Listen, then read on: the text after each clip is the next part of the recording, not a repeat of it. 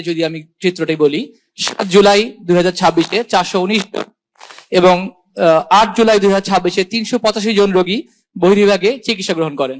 এছাড়া আমার আউটডোরে গড়ে প্রায় 150 জন রোগীর ড্রেসিং হয় এবং 12 থেকে 15টি ছোট অপারেশন হয়ে থাকে।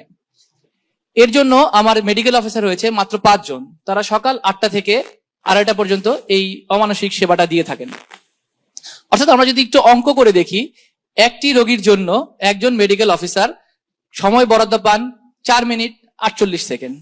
এই স্বল্প সময়ের মধ্যে চিকিৎসককে রোগীর বিস্তারিত ইতিহাস গ্রহণ করতে হয়, শারীরিক পরীক্ষা নিরীক্ষা করতে হয়, পূর্ববর্তী রিপোর্ট সমূহ দেখতে হয়, নতুন পরীক্ষা নিরীক্ষার কোনো চিন্তা করতে হয়, সেটা লিখতে হয়, প্রেসক্রিপশন করতে হয় এবং স্বল্প সময়ে রোগীকে এবং রোগীর লোককে কাউন্সিলিং পর্যন্ত করতে হয় এবং যদি রোগীর ভর্তির প্রয়োজন পড়ে তাকে ভর্তির ডিসিশন পর্যন্ত দিতে হয়, যেটি বাস্তবে আসলে একটি মানবিক এবং স্বাস্থ্য সেবা দেওয়ার জন্য বলা যায় প্রায় অসম্ভব।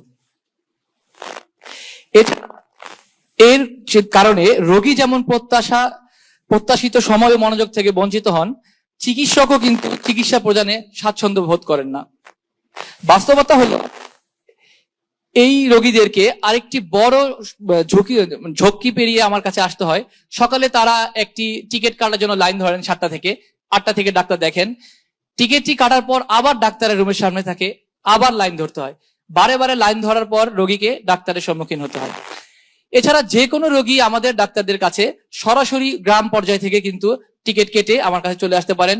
এটা সরাসরি টিকিট কাটতে পারেন, অনলাইন টিকিট কেটেও কিন্তু। আমার একটা প্রশ্ন আপনার কাছে, এই যে বললেন সরাসরি এই 700 রোগী, 2 দিনে প্রায় 700-750 রোগী, স্যার 700 রোগীর মধ্যে হয়তো দেখা যাবে অন্তত half of them were from outside Dhaka, তাই না?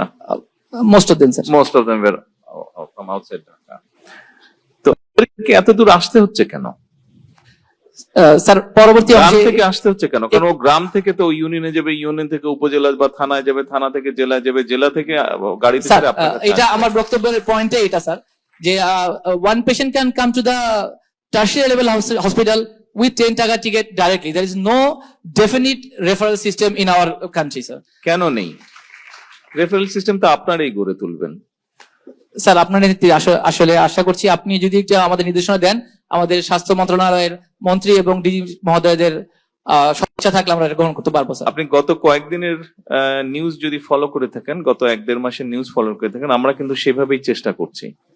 আমরা যেরকম উপজেলা হাসপাতাল যেটা আছে 50 বেডের আছে, এই হাসপাতালটাকে আমরা 100-তে নেওয়ার চেষ্টা করছি। আমরা যেটা প্ল্যান করছি আগামী 5 বছরের মধ্যে সকল উপজেলার 50 বেডের হাসপাতাল বা 30 বেডের হাসপাতালকে আমরা 100-তে করবো এবং ওখানে ল্যাব ফ্যাসিলিটি সহ অন্যান্য ফ্যাসিলিটি গড়ে তুলতে যাচ্ছি, যাতে এই যে আপনার কাছে 700 রোগী 2 দিনে আসলো, এই 700 আসার পরিমাণটা যাতে কমে যায়।